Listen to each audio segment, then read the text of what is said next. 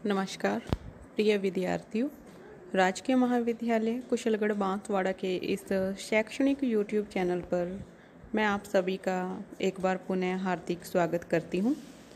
आज का हमारा अध्ययन बिंदु रहेगा रांगेय राघव की प्रसिद्ध हिंदी कहानी गदर। ये विद्यार्थियों, इस कहानी का अध्ययन करने से पूर्व इस कहानी के रचयिता रांगेय राघव का हम संक्षिप्त में जानकारी प्राप्त कर लेते हैं।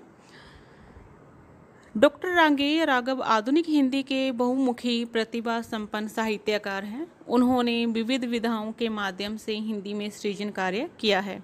डॉक्टर राघव का वंश दक्षिण भारतीय और हिंदी भाषी है, फिर भी हिंदी के प्रति उनके विशेष लगाव रहा। उनका सृजन मात्रात्मक एवं गुणात्मक दृष्टि से अपना महत्व रखता है। हिंदी साहित्य में उनका असाधारण योगदान रहा है। उनकी किताबों की संख्या लगभग 150 बताई जाती है, जिनके विषय कहानी, कविता, उपन्यास, नाटक, रिपोर्टाज, आलोचना, निबंध आदि हैं।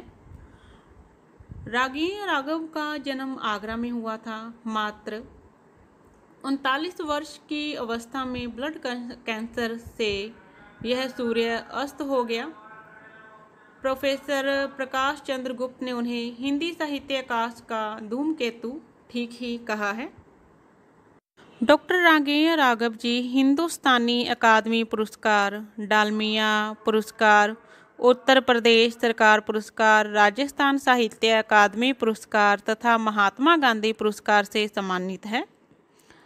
डॉक्टर रांगेय राघव की कहानियों में उत्तर प्रदेश तथा राजस्थान और दक्षिण भारत के तमिलनाडु के समाज का अंकन है। रांगेय राघव के 11 कहानी संग्रह हैं, जिनमें 83 कहानियां संकलित हैं। गदर उनकी सर्वश्रेष्ठ कहानी बताई जाती है। यह एक मजबूत स्त्री की स्तब्ध कर देने वाली सशक्त कथा है। डॉक्टर रांगेय राघव हिंदी के ऐसे कथाकार हैं जो कहानी के परिवेश और भाषा पर बहुत मेहनत करते थे। गदर कहानी की कथा वस्तु इस प्रकार से है। गदर कहानी में सर्वप्रथम जो कहानी का शीर्षक है गदर, जो कि इसकी नायिका गदर पर आधारित है। गदर कहानी में ग्राम जीवन का चित्रण है। गदर अपने पति गुन्ना की मृत्यु के बाद खारी गुज्जर जाति की होते हुए भी अपने से कम उम्र के लोहारे गुज्जर मोनी से ब्याह करके उसके घर जा बैठती है। इससे खारी गुज्जर जाति में कोलाहल मच जाता है। बेटे बहुओं वाली गदर के इस कार्य से उसके परिवार वालों की बड़ी बदनामी होती है। जिस दिन गदर मोनी के घर जा बैठी, उसी दिन संध्या समय उसके बेटे निहाल और नारायण मिलकर उससे जबरदस्ती पकड़कर घर ले आते हैं। उस समय डोडी, निहाल और परिवार के बहुओं के बीच कहासुनी होती है। अगली सुबह गदर पुनः अपने नए पति मोनी के घर चली जाती है। गदर गुजरों में यह रूढ़ी परंपरा रही है कि यदि बड़े भाई की मृत्यु होती है तो उसकी पत्नी के साथ उसका पुनः विवाह रचाया जा सकता है। देवर भाभी के बीच इस प्रकार की स्थिति में किया गया ब्याह समाज सम्मत है। गदर के पति गुन्ना की मृत्यु के बाद उसका देवर डोडी उससे पुनर्विवाह कर अपने घर में रख सकता था, किंतु लोक लाज के कारण डोडी ने गदर को पत्नी के रूप में स्वीकार नहीं किया। डोडी की पत्नी बहुत पहले ही गुजर चुकी थी। उसके बच्चे भी नहीं रहे। भाई गुन्ना की मृत्यु के बाद डोडी ने ही उसके तीनों बेटों व बेटियों को पाला था।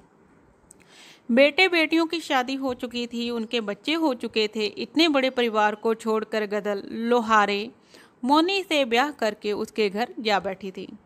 दरअसल गदर स्वाभिमानी स्त्री थी। वह पति के रूप में डोडी के लिए चूल्हे चौके का काम करने के लिए तैयार थी, लेकिन जीवन भर अपने अनुसार चलने वाली गदर को इस उम्र में बहुओं की दखल अंदाजी करना, उनके हिसाब से चलना स्वीकार न था।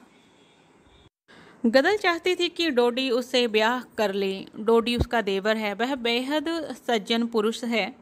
भाई के परिवार को उसने अपना परिवार ही माना। वह जो कुछ कमाता अपनी भाभी गदर को ही लाकर देता, किंतु भाई गुन्ना की मृत्यु के पश्चात अपनी भाभी गदर को पत्नी के रूप में स्वीकार करना डोडी को उचित न लगा। गदल जानती थी कि डोडी उसे मन ही मन चाहता है, उसके परिवार को अपना मानता है, लेकिन फिर भी भाभी से शादी नहीं कर पत्नी के रूप में स्वीकार करने की हिम्मत उसमें न थी। गदल इसी कारण उससे नाराज थी। उससे ब्याह न करने पर उससे बदला लेना चाहती थी। इसीलिए उसने डोडी को छोड़कर अपने से कम उम्र के गुज्जर नामक जाति के आदमी से ब्याह करके उसके घर चली गई। उसी के कहने पर निहाल और नारायण गदल को जबरदस्ती घर ले आते हैं। उस रात गदल और डोडी के बीच कहासुनी होती है। अगली सुबह गदल अपने नए पति मोनी के घर लौट जाती है। गदल का यूं चले जाना और उसके कारण जाति बंधुओं के बीच उसके व उसके परिवार का अपमानित होना डोडी बर्दाश्त नहीं कर पाता। वह किसी से कुछ नहीं कह पाता। उसका शरीर बुखार से तपने लगता है। उसी रात डोडी की मृत्यु हो जाती है। डोडी की मृत्यु की खबर पाकर गदल अपने पति से विरोध करके अपने घर पुनः लौट आती है।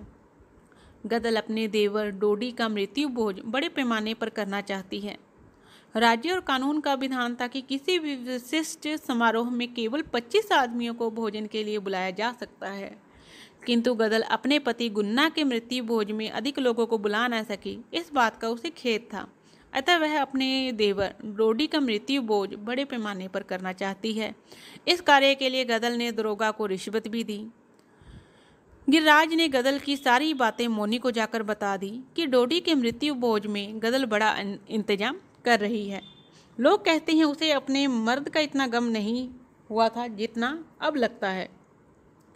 इस खबर से मोनी का मन प्रतिशोध से भर गया और उसने कारज में व्यवधान ढालने के लिए बड़े दरोगा के पास शिकायत की। कारज चल रहा था, तभी रिश्वत खाए दरोगा के सिपाही पहुंचकर दावत बंद करने का आदेश देते हैं। इतना ही नहीं, वे तो बताते हैं कि बड़े दरोगा आ गए हैं, किंतु गदल आए हुए अतिथियों को सौगंध खिलाकर भोजन करने का आग्रह करती है। अंततः गोलियां चलती हैं। गदल बेटे बहुओं व गांव वालों को पीछे के रास्ते से निकालकर अकेले ही बंदूक संभाल लेती है। दोनों ओर से गोलीबारी होती है। अंततः गदल के पेट में गोली लग जाती है। पुलिस उसके घर की तलाशी लेती है। घर में गदल के अलावा पुलिस को कोई नहीं मिलता। उसे अकेली पाकर पुलिस पूछती है कि तू कौन है? गदल जवाब में कहती है कि जो मेरे बिन एक दिन भी न रह सका उसी की। उसी समय गदल की मृत्यु हो जाती है। मरते समय गदल को इस बात का बड़ा संतोष था कि डोडी के मरणोपरांत का कार्य उसकी इच्छा अनुसार सकुशल संपन्न हुआ। इस घटना के साथ ही कहानी समाप्त हो जाती है। निष्कर्ष के रूप में हम कह सकते हैं कि राघेय राघव की यह कहानी गदल एक ऐसी स्त्री की कहानी है जो अपनी संस्कारगत सीमाओं में रहकर अपना विद्रोह प्रकट करती है। गदल कहानी में गदल का डोडी के प्रति अदृश्य और काफ़ी कुछ मूक लगाव है। गदल और गुन्ना के सगाई के समय से ही गदल डोडी की ओर आकर्षित हुई थी। गुज्जर समुदाय की यह गदल अपने पति की मृत्यु होने पर अपना भरा पूरा परिवार छोड़कर दूसरे परिवार में शादी करने का निर्णय लेती है, क्योंकि पति की अनुपस्थिति में वह बहुओं के सामने अपना कद छोटा होते हुए नहीं देखना चाहती। पर अपने आत्मसम्मान की रक्षा के साथ अपने देवर से ब्याह न करने पर उसे बदला लेना भी चाहती है। इसीलिए वह मोनी से शादी कर लेती है। देवर पर गदल की मनोवैज्ञानिक चोट उसके लिए प्राणघातक सिद्ध होती है। इसके बाद गदल का उठाया गया कदम कहानी और गदल के चरित्र को एक दूसरे ही स्तर तक उठा ले जाता है। गदल की चारित्रिक संरचना बेहद पारदर्शी है। जो भीतर है वही एक ईमानदार अभिव्यक्ति के साथ बाहर भी है। दुराव, छिपाव और छल से गदल कोसों दूर है। गदल में डोडी के प्रति विशेष प्रेम भाव है। डोडी भी गदल से प्रेम करता है। 30 वर्षों तक एक ही घर में वे रहते हैं, फिर भी वह दोनों अपने दायित्व और नैतिक मर्यादाओं में बंधे हुए रहते हैं। परंतु गुन्ना की मृत्यु के बाद गदल के मन का सुप्त प्रेम भाव उभर कर आ जाता है। उम्र, मर्यादा और दायित्व व समग्र परिस्थितियां उसकी इच्छा को दबा नहीं पाती। एक ही स्थिति को लेकर दोनों की प्रतिक्रिया अलग अलग है। डोडी सज्जन है और कमजोर है। लोग क्या कहेंगे, उसे इस बात की चिंता है। परंतु गदल डोडी के इन विचारों के प्रति विद्रोह कर लुहारे मोनी के घर जाकर बैठती है। परिणाम स्वरूप डोडी की मृत्यु होती है। गदल निडर औरत है, वह वही करती है जो उसे ठीक लगता है, इसीलिए वो अपने नए पति को छोड़कर पुनः अपने घर आती है और औरत होते हुए भी अपने बल पर देवर का कार्य संपन्न करवाती है। इसी कोशिश में सशस्त्र पुलिस बल से मोर्चा लेते हुए वह मर जाती है, किंतु मरते समय भी उसे इस बात का संतोष रहता है कि उसने परंपरानुसार अपने देवर का मरणोपरांत कार्य संपन्न किया। कहानी के प्रारंभ में वह जितनी मुखर, ढीठ और निडर है, कहानी के अंतिम समय में उसका बलिदान पाठकों के मन पर अमिट छाप छोड़ जाता है।